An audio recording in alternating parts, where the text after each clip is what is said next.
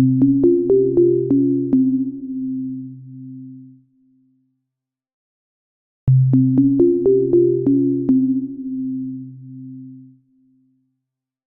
assalamualaikum warahmatullahi wabarakatuh. Perkenalkan, nama saya Ilham Danu Prasetyo. Di sini saya akan membahas mengenai kenakalan remaja dengan judul Jeratan Sintetis Ketika Impian Remaja Terkubur oleh Debu Narkoba. Pada dasarnya, narkoba sintetis ini adalah kelompok luas senyawa psikoaktif yang diproduksi di laboratorium melalui serangkaian reaksi kimia yang dirancang untuk menghasilkan molekul dengan struktur dan sifat farmakologis tertentu. Berbeda dengan narkoba alami yang diekstrak langsung dari tumbuhan atau sumber alami lainnya, maupun narkoba semi-sintetis yang merupakan hasil modifikasi kimiawi dan juga senyawa alami. Asal-usul laboratorium ini membawa implikasi yang signifikan, termasuk variabilitas kimia yang luas karena para ahli kimia memiliki kebebasan untuk merancang spektrum-spektrum senyawa yang sangat beragam.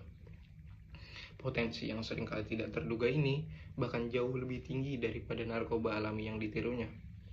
Kandungan yang tentu tidak pasti, bahkan produksi ilegal yang tidak ada standar atau prosedur kualitasnya seperti apa, dan kemampuan secara sengaja untuk mendesain narkoba baru yang dapat menghindari jeratan hukum, dan juga perbandingan dengan narkoba alami yang komposisinya, kimianya relatif konstan dan efeknya lebih dikenal, serta narkoba semi-sintetis yang proses sintetisnya lebih terbatas dan terarah. Menyoroti sifat unik ini, narkoba sintetis yang sepenuhnya merupakan produksi rekayasa kimia dengan potensi dan efek yang sulit diprediksi tentunya karena tidak ada prosedur dan juga standar kualitasnya. Sifat-sifat ini tentu membawa implikasi serius bagi pengguna dan juga kesehatan masyarakat, termasuk ketidakpastian efek, resiko overdosis yang lebih tinggi, dampak kesehatan yang lebih parah, tantangan dalam diagnosis dan pengobatan, serta kemampuan untuk terus bermunculan dalam bentuk-bentuk baru. Oleh karena itu, narkoba sintetis bukan sekedar tiruan, melainkan kategori zat psikoaktif yang unik karena asal-usulnya yang sepenuhnya buatan, keragaman struktur kimianya yang juga luas, potensi yang seringkali ekstrim, dan juga efek yang tidak terprediksi, dan terakhir kemampuan untuk terus bermunculan dalam bentuk-bentuk baru. Hal ini mempresentasikan pergerakan yang signifikan dalam lanskap penyalahgunaan zat menuju era rekayasa kimiawi. Oke, mari sedikit melihat atau menilik akar sejarah narkoba sintetis ini, yang dimana lahir dari laboratorium di tengah gelombang kemajuan ilmiah. Awal abad ke-20 merupakan era yang penuh dengan penemuan dan juga inovasi ilmiah, terutama dalam bidang kimia organik dan juga farmakologi. Semangat untuk memahami dan memanipulasi molekul demi kesejahteraan manusia mendorong para ilmuwan untuk menjelajahi potensi senyawa-senyawa yang baru. Dalam konteks inilah benih-benih narkoba sintetis mulai ditanam, seringkali tanpa ada niatan awal untuk menciptakan zat adiktif yang berbahaya. Dapat kita lihat dan dapat kita ambil contoh dari amfetamin, yang dimana dari obat asma menuju penyalahgunaan massal. Kisah amfetamin ini sendiri adalah contoh klasik bagaimana sebuah penemuan yang ditunjukkan untuk tujuan medis yang akhirnya disalahgunakan secara luas. Disintetis oleh kimiawan Rumania Lazar Edalanu di Jerman pada tahun 1887. Amfetamin ini sendiri awalnya tidak terlalu menarik perhatian. Peneliti awal lebih fokus pada sifat kimianya. Baru pada tahun 1920 potensi efek stimulasinya mulai disadari oleh para farmakolog. Selanjutnya pada tahun 1932 amfetamin mulai dipasarkan secara komersial dalam bentuk inhaler dengan nama Benzedrine untuk mengobati hidung tersumbat dan juga asma. Efek sampingnya berupa peningkatan energi dan juga kewaspadaan yang ingin diamati. Pada masa Perang Dunia Kedua, amfetamin ini sendiri digunakan secara luas oleh tentara di berbagai pihak untuk mengurangi kelelahan dan juga meningkatkan fokus. Setelah perang berakhir, surplus amfetamin membanjiri pasar sipil dan penyalahgunaannya mulai meningkat terutama di kalangan mahasiswa, pekerja malam, dan juga mereka yang mencari penambah performa. Dan selanjutnya, contoh yang lain adalah barbiturat, janji ketenangan yang berujung pada ketergantungan. Penemuan barbiturat juga berakar pada upaya mencari solusi medis. Barbital atau barbiturat ini sendiri pertama yang efektif secara komersial dan juga disintetis oleh kimiawan Jerman Emil Fischer dan juga Joseph von Meining pada tahun 1903. Dinamakan berdasarkan seorang wanita bernama Barbara dan akhiran al yang umum untuk senyawa kimia. Barbital dipasarkan dengan nama Veronal sebagai obat penenang dan juga hipnotik. Barbiturat ini sendiri dengan cepat menjadi populer karena dianggap lebih aman daripada obat penenang sebelumnya, seperti bromida. Namun seiring berjalannya waktu, risiko ketergantungan fisik dan juga psikologis, serta potensi overdosis yang fatal menjadi semakin jelas. Meskipun demikian, berbagai jenis barbiturat terus dikembangkan dan diresepkan untuk berbagai kondisi hingga dekade 1970-an, sebelum akhirnya digantikan oleh benzodiazepin yang dianggap lebih aman. Selanjutnya heroin, yang dimana dapat dikatakan obat non-adiktif.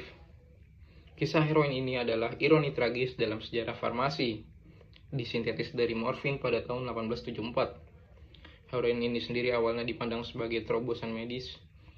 Bayer, perusahaan farmasi terkemuka saat itu, mulai memasarkannya secara agresif pada tahun 1898 dengan klaim sebagai obat batuk dan penghilang rasa sakit yang non-adiktif dan bahkan sebagai obat untuk kecanduan morfin. Namun, kenyataannya, heroin terbukti jauh lebih kuat dan lebih adiktif daripada morfin itu sendiri.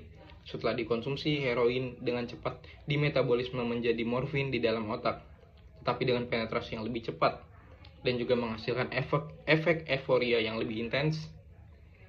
Dan juga pada awal abad ke-20, bahaya heroin ini akhirnya mulai disadari dan regulasinya terhadap heroin ini sendiri mulai diperketat. Namun kerusakan telah terjadi dan heroin menjadi salah satu narkoba ilegal yang paling problematik dan bermasalah di dunia. Lalu, mari sedikit melihat bagaimana narkoba sintetis ini masuk ke pasar-pasar anak muda atau generasi muda. Setelah penemuannya dan juga popularitas awal amfetamin ini sendiri, dan juga barbiturat dan bahkan heroin dalam dunia medis, sebuah pergeseran gelap ini mulai terjadi. Senyawa-senyawa yang awalnya diharapkan membawa kesembuhan dan juga kenyamanan ini perlahan merembes dan menjalar ke jalur medis yang sah, menemukan jalannya ke pasar gelap dan akhirnya menjangkau populasi yang lebih rentan termasuk anak muda.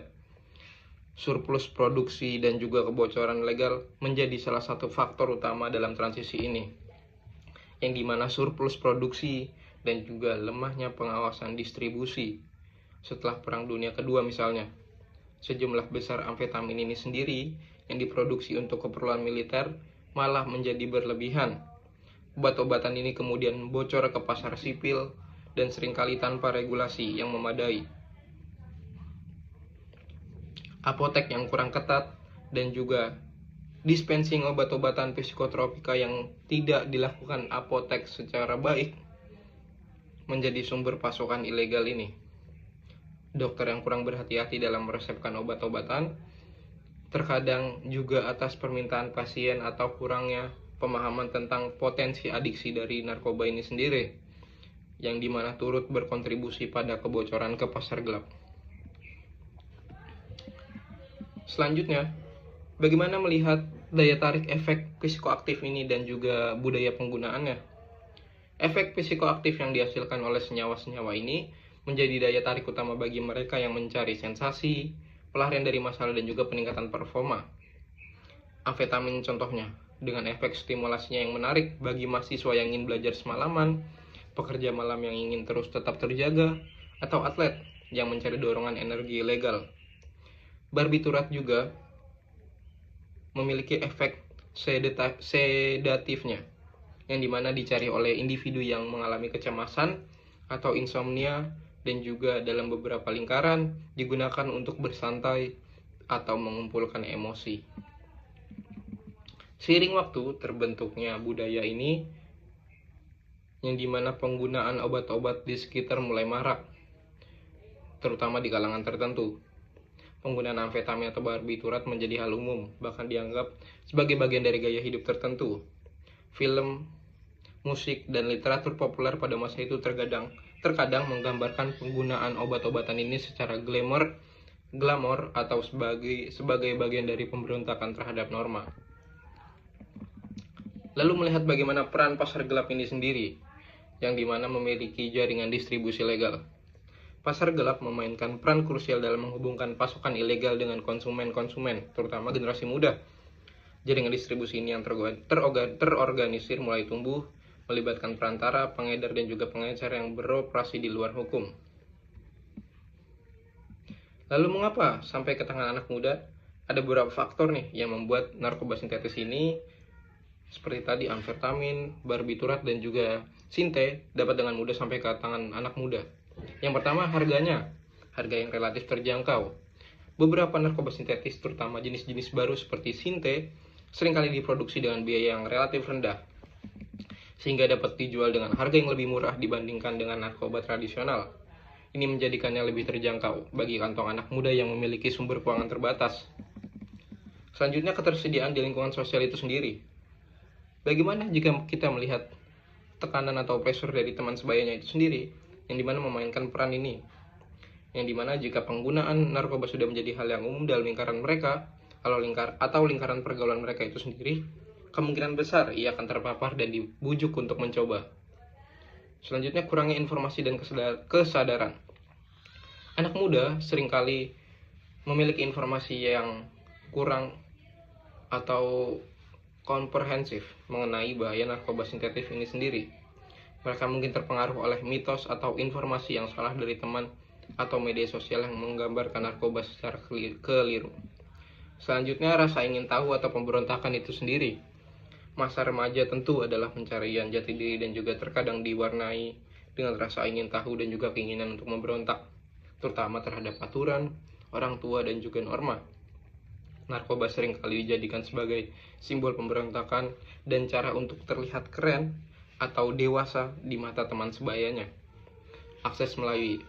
Selanjutnya ada akses melalui internet dan media sosial. Di era digital itu sendiri, internet dan media sosial menjadi saluran baru untuk perdagangan dan penyebaran informasi tentang narkoba sintetis. Anak muda dapat dengan mudah menemukan informasi tentang cara mendapatkan narkoba atau bahkan terhubung dengan penjual secara online. Oke, baik. Sebagai penutup dari semua ini, yang dimana fenomena jeratan sintetis ini pada remaja dapat dikatakan jauh melampaui dari definisi kenakalan yang biasa. Ini tentu adalah isu yang kompleks, yang tentu mengancam fondasi masa depan generasi muda itu sendiri, merusak potensi individu, dan menimbulkan dampak sosial yang meluas. Memahami secara mendalam bahaya narkoba sintetis dan edukasi dari setiap kalangan terhadap narkoba ini, dan juga menelusuri akar masalahnya, serta menyadari kemudahan akses dan daya tariknya bagi remaja adalah langkah krusial. Dibutuhkan upaya kolektif dan berkelanjutan dari keluarga, sekolah, dan masyarakat, dan juga pemerintah untuk membangun benteng perlindungan, meningkatkan kesadaran, dan menawarkan alternatif positif agar generasi potensi penerus bangsa tidak terperangkap dalam lingkaran setan zat adiktif yang berbahaya ini. Tentunya masa depan mereka adalah tanggung jawab kita bersama. Terima kasih. Assalamualaikum warahmatullahi wabarakatuh.